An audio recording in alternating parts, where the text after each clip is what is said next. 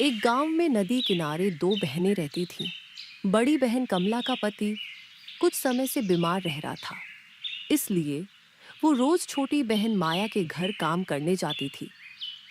माया की शादी एक अमीर व्यापारी से हुई थी। वह बहुत कंजूस और लालची थी। सुबह के समय कमला जल्दी जल्दी अपने घर का काम निपटा के अपनी छोटी बहन माया के घर की ओर निकलती है। अरे दीदी, आज फिर तुमको देर हो गई। सुबह सुबह इतने बड़े घर का काम पड़ा रहता है और तुम आराम से घर में बैठी रहती हो। जल्दी आना चाहिए था।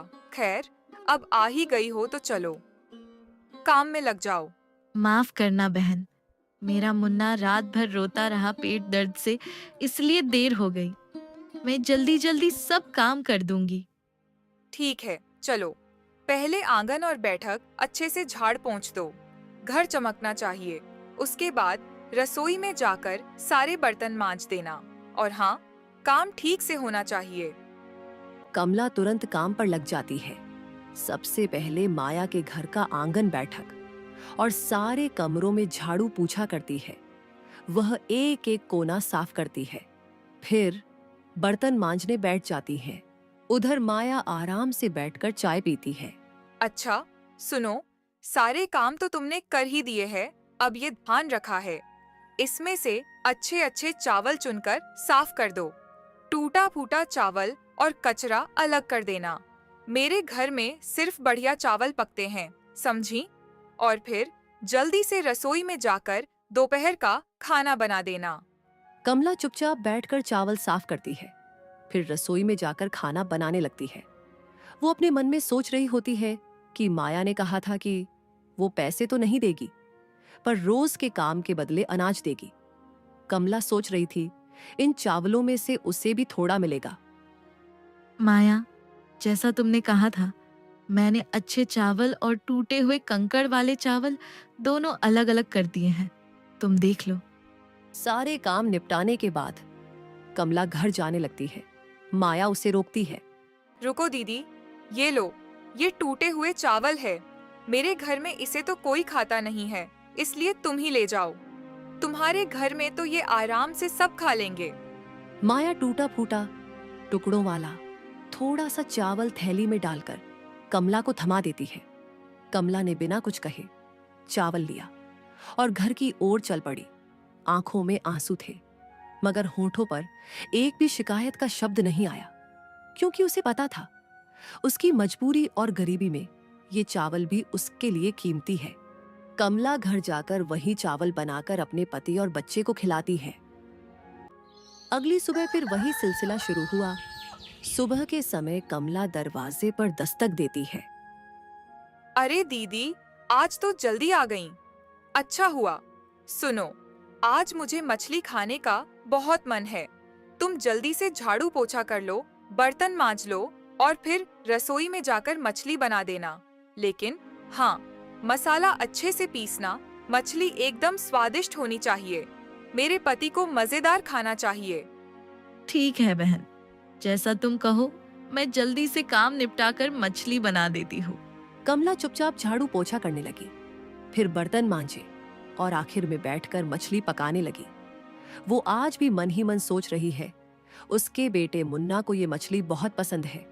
कमला मसाले कूटती है, प्याज लहसुन छौंकती है, फिर मछली तलकर बड़ी मेहनत से ढेर सारी स्वादिष्ट करी बनाती है।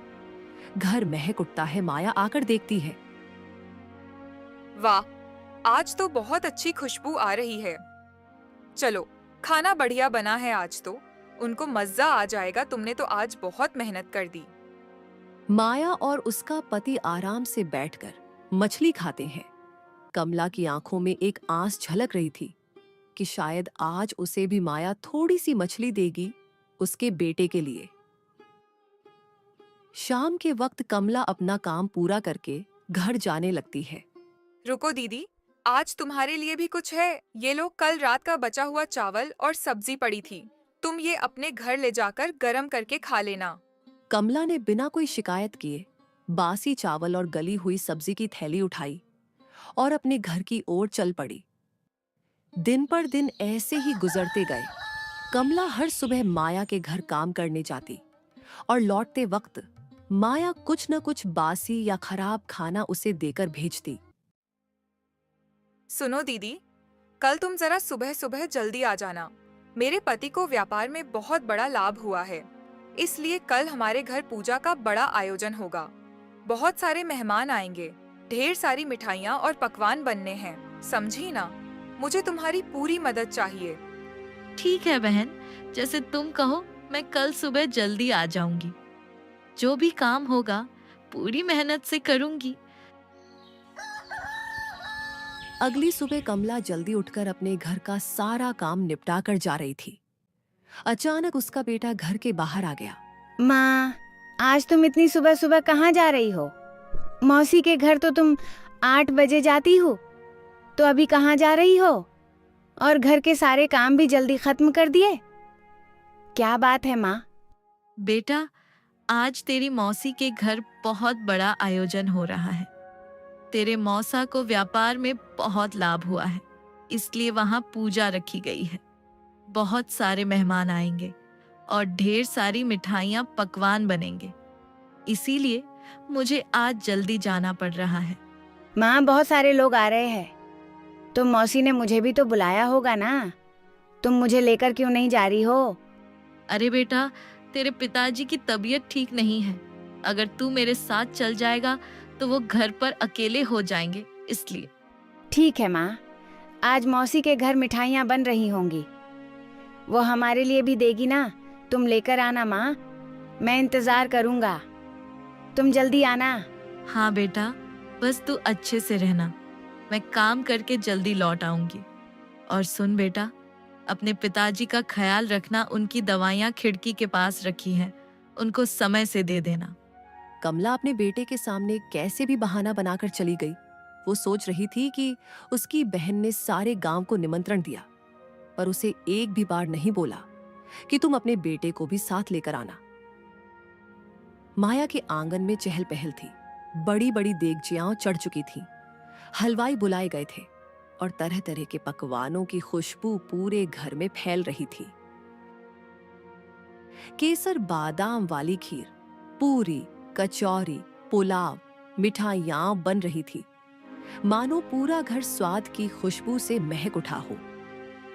अरे, तुम आ गई तो अब जल्दी जल्दी काम निपटाओ। देख नहीं रही हो, हलवाई आ चुके हैं और पकवान बन रहे हैं। मुझे सारे बर्तन साफ चाहिए। वो कोने में जो पत्तल पड़ी हैं, उन्हें भी गिन कर रख दो। आज हमारे घर बहुत मेहमान आने वाले हैं, कोई कमी नहीं रहनी चाहिए। सबसे पहले तुम घर के बाहर झाड़ू लगाओ, फिर जहाँ पूजा होगी वहाँ झाड़ू पोछा करो, फिर पूरा घर साफ करना। ठीक है बहन, मैं सब कर दूंगी। तुम निश्चिंत रहो, तुम्हें आज शिकायत का कोई मौका नहीं मिलेगा। कमला जल्दी जल्दी सारे काम करने लगी। उसने एक एक कोना साफ किया। धीरे धीरे पूजा का समय भी आ पहुंचा। माया सजी धजी अपने पति के साथ पूजा के स्थान में आ बैठी। उसके चेहरे पर शान थी, सिर पर गहनों की चमक थी। गांव के सबसे बड़े पुजारी को बुलाया गया था। पूरे विधि विधान के साथ पूजा हो रही थी। सारे मेहमान भी वहीं बैठे थे। कुछ देर बाद पूजा समाप्त हुई। मेहमानों को बैठाकर पत्तल में भोजन परोसा गया। सारा गांव माया के छत में स्वादिष्ट भोजन का आनंद ले रहा था। खीर की खुशबू, मिठाइयों का स्वाद और पकवानों की रौनक चारों ओर छा गई। हर कोई स्वादिष्ट खाने का मजा ले रहा था। सबको खाना बहुत पसंद आया। फिर धीरे धीरे मेहमान खाना खाकर अपने अपने घर चल गए।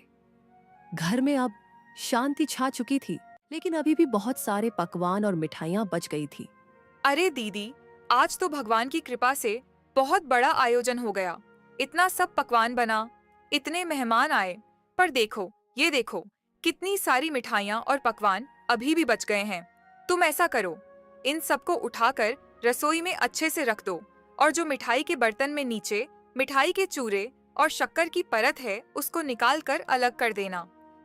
कमला सिर झुकाकर बिना थके, बिना कुछ कहे सारी मिठाइयां, पकवान और बचे हुए व्यंजन रसोई में ले जाकर जमाने लगी।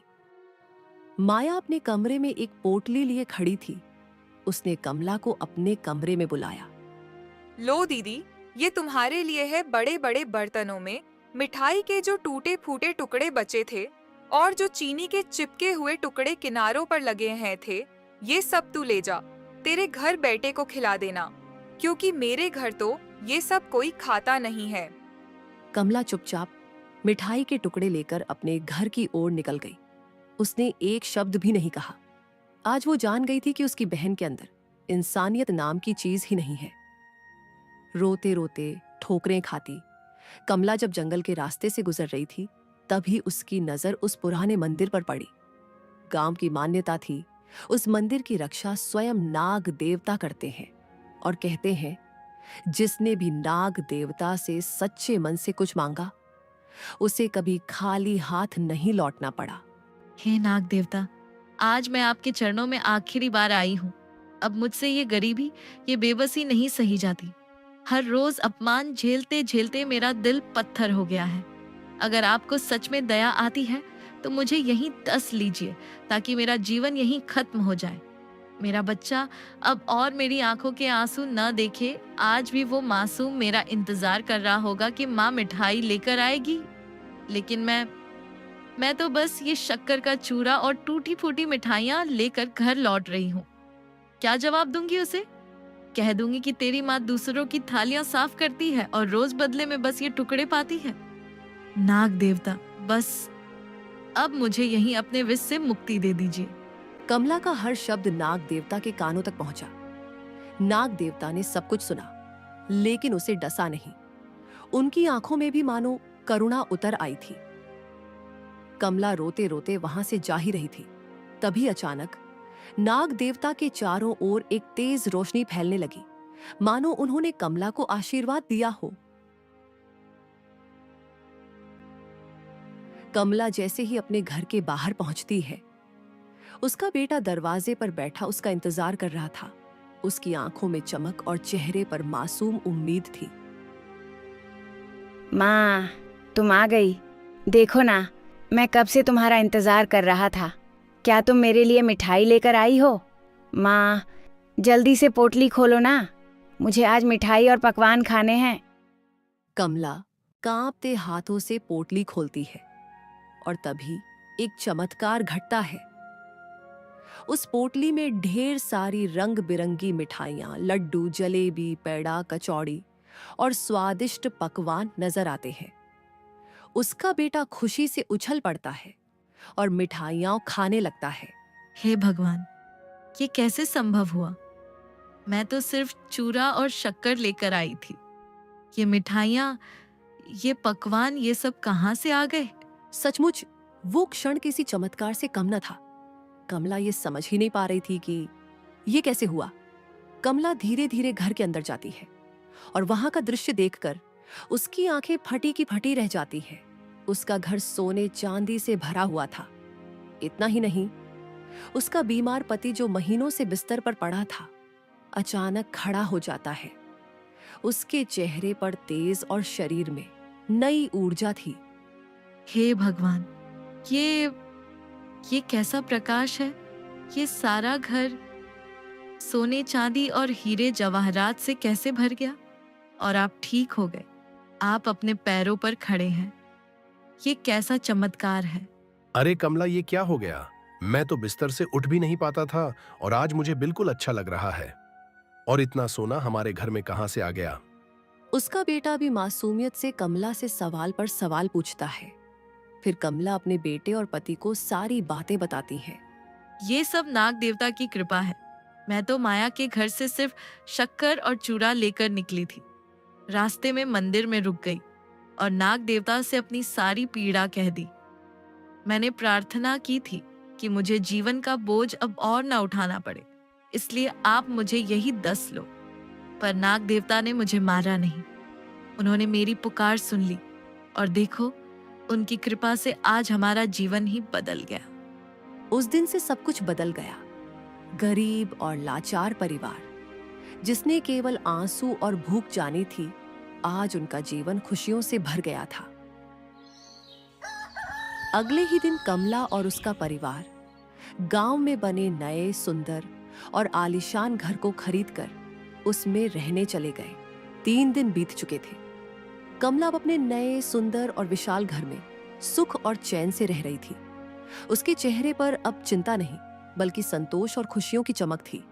उसके पति की तबीयत अब ठीक हो गई थी, इसलिए वह फिर से अपनी खेती बाड़ी को संभालने लगा। उधर माया अपने घर में बैठी सोच में डूबी हुई थी कि आखिर कमला काम पर क्यों नहीं आ रही है। अरे 3 दिन हो गए पर कमला अभी तक काम पर क्यों नहीं आई?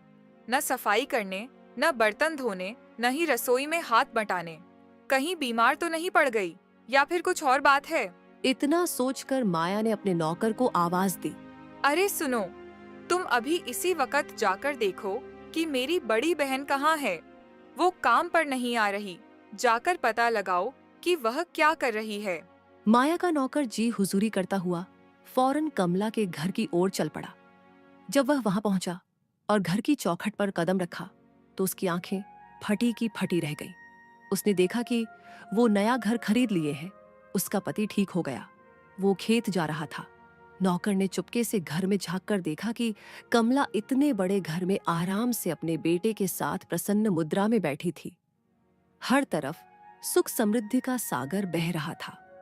हे भगवान, ये क्या देख रहा हूं मैं? कुछ दिन पहले तक तो इनका घर जर्जर हालत में था और अब तो मानो ये किसी राजा महाराजा के महल में रह रहे हों। नौकर भागा भागा माया के पास पहुंचा और हांफते हांफते सारी कहानी सुनाई।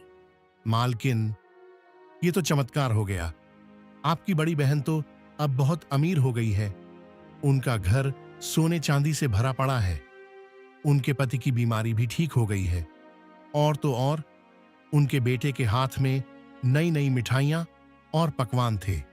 लगता है जैसे उनकी किस्मत रातों रात बदल गई हो। क्या ये कैसे हो गया?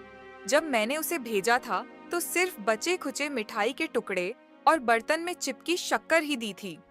फिर ये सब मिठाई, वैभव और दौलत कहाँ से आ गया? वो नौकरानी अचानक इतनी अमीर कैसे हो गई? ये रहस्य तो मुझे जानना ही होगा। उस शाम जब माया का पति काम से लौटकर घर आया तो उसने उसे सारी बातें बताईं।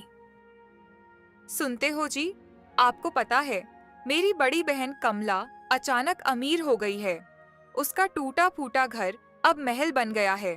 उसके पति की बीमारी भी छूमंतर हो गई।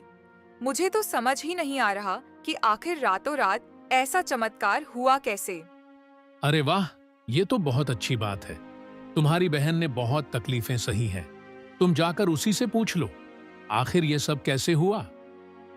माया ने ठान लिया कि अब वह इस रहस्य से पर्दा उठाकर ही दम लेगी। वह उसी समय जल्दी से तैयार होकर कमला के घर की ओर निकल पड़ी। वहां पहुंचकर जब उसने महल जैसा घर देखा तो उसकी आंखें फटी की फटी रह गईं। उसके मन में जलन और हैरानी दोनों साथ साथ उमड़ पड़े। फिर वह घर के अंदर गई। अरे बहन, तू काम पर नहीं आ रही थी, इसलिए मुझे तेरी चिंता हो गई थी। इसलिए मैं तुझसे मिलने आ गई। पर ये सब कैसे हुआ? तू इतनी अमीर कैसे बन गई? जरा मुझे भी तो बता, आखिर क्या हुआ ऐसा कि तू रातों रात अमीर बन गई? माया, तू रोज जो मुझे बचे खुचे बासी चावल और सब्जी देती थी और उस दिन तूने मुझे मिठाई के चूरे और शक्कर दी थी ना, मैं वही सब लेकर घर लौट रही थी। तभी रास्ते में नाग देवता मिले। मैंने उन्हें अपनी सारी दुख तकलीफ बता दी और नाग देवता की कृपा से ये सब बदल गया। माया को कमला का नया घर देखकर और इतनी समृद्धि देखकर जलन होने लगी। उसकी लालच अब और बढ़ गई थी। अगले ही दिन माया ने मन ही मन ठान लिया कि उसे अपनी बड़ी बहन से भी ज्यादा अमीर बनना है। उसके भीतर का लालच और जलन उसे चैन से बैठने नहीं दे रहा था। उसने अपने पति से सारी बातें बताईं। सुनो जी, मुझे सब पता चल गया है। दीदी इतनी अमीर कैसे बनी?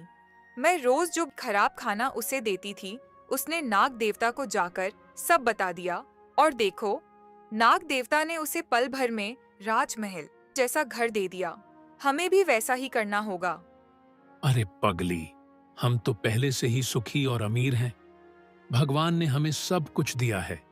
इतना लालच अच्छा नहीं होता। लालच हमेशा इंसान को बर्बाद कर देता है। नहीं, मुझे कुछ नहीं सुनना। वो मुझसे ज्यादा अमीर नहीं हो सकती है उसकी। मेरे सामने कोई औकात नहीं थी और आज वो मुझसे ज्यादा अमीर हो गई। अब मैं भी वो सब करूंगी जो वो करती थी। पति ने बहुत समझाया, पर माया पर लालच का भूत सवार हो चुका था। उसी दिन थोड़ी देर बाद दोपहर के समय वो कमला के घर पहुंची और झूठे आंसू बहाने लगी। दीदी, मुझे माफ कर दे, मैंने तेरे साथ बुरा किया, इसलिए आज मेरे पति के कारोबार में थोड़ी मुसीबत आ गई है। अब तो घर चलाना भी मुश्किल हो रहा है। मुझे अपने घर पर काम पर रख लो। जैसे मैं तुम्हें काम करवाया करती थी, वैसे ही अब मैं कर लूंगी। अरे माया, तू क्यों चिंता करती है? तू तो मेरी सगी बहन है। तू बोल बहन, मैं तेरी पूरी मदद करूंगी। अरे नहीं दीदी, मुझे पैसों की मदद नहीं चाहिए। बस तुम मुझे काम पर रख लो और बदले में मुझे खाना दे देना। ठीक है, अगर तेरा मन है तो आजा, मेरे घर पर काम कर लेना। मुझे तुझसे कोई गिला शिकवा नहीं है। कमला दिल से साफ थी। उसने अपनी छोटी बहन के झूठ को पहचान भी लिया, लेकिन फिर भी उसने कुछ नहीं कहा। उसने माया को अपने घर काम पर रख लिया। अगली सुबह माया कमला के घर पहुंच गई। मन में बस एक ही ख्वाहिश थी, किसी तरह वही चमत्कार दोहराया जाए और वो कमला से भी ज्यादा अमीर बन जाए। अरे माया, तू आ गई। आज घर में बहुत काम है। तू सफाई कर ले, मैं रसोई देख लेती हूँ। हाँ हाँ दीदी, मैं सब कर लूंगी। तेरा पूरा घर साफ कर दूंगी। दिन भर काम करने के बाद जब शाम को घर लौटने का समय आया, तब कमला ने माया के लिए अच्छे अच्छे पकवान और मिठाई एक थैले में लाकर दी। ले माया, ये ताजा गरम गरम खाना और मिठाई अपने साथ ले जा। नहीं दीदी, तू मुझे वही देना जो मैं तुझे दिया करती थी। बासी, बचा खुचा, सूखा सड़ा खाना। मैं तेरा अच्छा खाना नहीं लूंगी। कमला ये सुनकर चौंक गई, लेकिन माया की जिद इतनी मजबूत थी कि आखिरकार कमला ने मजबूरी में उसे बासी खाना ही दे दिया। माया खुशी खुशी वो बचा खुचा खाना लेकर अपने घर लौट गई। अगले दिन फिर वही हुआ। माया सुबह काम पर आई, दिन भर काम किया और जब जाने लगी तो कमला ने फिर से ताजी मिठाई और खाना दिया। लेकिन फिर माया ने मना कर दिया और जबरदस्ती बासी और खराब सब्जियां लेकर चली गई। दिन कटते गए। माया रोज काम पर आती और जाते वक्त रोज जबरदस्ती बासी खाना लेकर जाती। कमला सोच में पड़ गई थी कि आखिर माया ऐसा क्यों कर रही है। अब तो काफी दिन हो गए दीदी के घर काम करते करते। अब मुझे भी वही करना पड़ेगा जो उसने किया था। मैं आज ही मंदिर जाऊंगी और वहां जाकर नाग देवता से वही बोलूंगी जो दीदी ने कहा था। तब जाकर मैं उससे भी ज्यादा अमीर बनूंगी। बस यही सोचते सोचते माया के कदम तेज हो गए। उसका दिल लालच से भरा हुआ था। उसे अब न अपने पति की बात सुनाई दे रही थी, न ही अपने घर की चिंता थी। उसके मन में तो सिर्फ एक ही चाहत थी, दौलत, सोना, रुपया और शानो शौकत। और इसी चाहत से वो मंदिर की ओर गई। वहां पहुंचकर वह नाग देवता के सामने बहुत रोने लग गई। हे नाग देवता, मैं बहुत गरीब हूँ। मेरे जीवन में केवल दुख ही दुख है। मैं रोज अपनी बड़ी बहन के घर काम करने जाती हूँ, पर वो मुझे कभी ताजा खाना नहीं देती, हमेशा बासी ही थमा देती है। आज भी उसने मुझे वही बासी खाना दिया। हे नाग देवता, मैं अब बहुत दुखी हो चुकी हूँ। आप मुझे यहीं पर डस लीजिए ताकि मैं इस दुखी जीवन से छुटकारा पा सकूं। अचानक मंदिर के भीतर गूंजती हुई एक भारी आवाज सुनाई देती है। अरे मूर्ख स्त्री, तू लालच में अंधी हो चुकी है। तेरे दिल में अपनी ही बड़ी बहन के लिए जलन भरी हुई है। मुझे सब पता है। तुझे रोज तेरी बहन ताजा और अच्छा खाना ही देती थी, लेकिन तूने जानबूझकर उससे रोज बासी खाना मांगा। मुझे सब पता है। नहीं नाग देवता, ऐसा नहीं है, मैं सच बोल रही हूँ। झूठ मत बोल माया, तूने अपनी बहन से ईर्ष्या की, झूठ बोला और अब लालच में आकर मुझसे मौत की भीख मांग रही है। तो ठीक है, तेरी इच्छा मैं पूरी करता हूं। तू चाहती है कि मैं तुझे 10 लूं, तो ठीक है। मुझे माफ कर दीजिए नाग देवता, आप सच कह रहे हैं। मैं लालच में अंधी हो गई थी। मुझे मत काटिए नाग देवता। ठीक है, मैं तुझे नहीं काटूंगा, पर तेरे लालच का फल आज तुझे मिलकर ही रहेगी। जा, मैं तुझे श्राप देता हूं, तेरे आलीशान घर एक झोपड़ी में बदल जाए। तेरे घर का पूरा सोना, चांदी, हीरा, मोती, धन दौलत सब ईंट पत्थर में बदल जाए। तू मेरे सामने गरीब बनकर आई थी ना, अब कुदरत तुझे बताएगी असली गरीबी क्या होती है। माया भागती भागती रोते हुए अपने घर की ओर जाती है। उसके मन में हजारों ख्याल आ रहे हैं। वो जैसे ही अपने घर के पास पहुंची, उसकी आंखों से आंसू थमने का नाम नहीं ले रहे थे। उसका घर एक झोपड़ी में बदल गया। उसने देखा कि उसके घर के सारे हीरे जेवरात ईंट पत्थर में बदल गए। अरे माया, ये सब कैसे हुआ? हमारा घर इस झोपड़ी में कैसे बदल गया? मुझे कुछ समझ नहीं आ रहा। बताओ, क्या किया है तुमने? माया ने रोते रोते अपने पति को सारी बातें बताई। मैंने कहा था ना, माया लालच मत करो। आज तुम्हारी लालची सोच के कारण मेरे जीवन भर की मेहनत मिट्टी में मिल गई। तुम्हें पता भी है कि मैंने कितनी मेहनत की है अपनी जिंदगी में। पता नहीं क्या पाप किया था मैंने, जो तुम जैसी लालची औरत से मेरी शादी हुई। माया के लालच की वजह से उसका ऐशो आराम, धन दौलत और पति का प्यार सब छीन गया। इस तरह लालच और जलन में अंधी हुई माया ने अपने ही हाथों अपनी जिंदगी बर्बाद कर ली।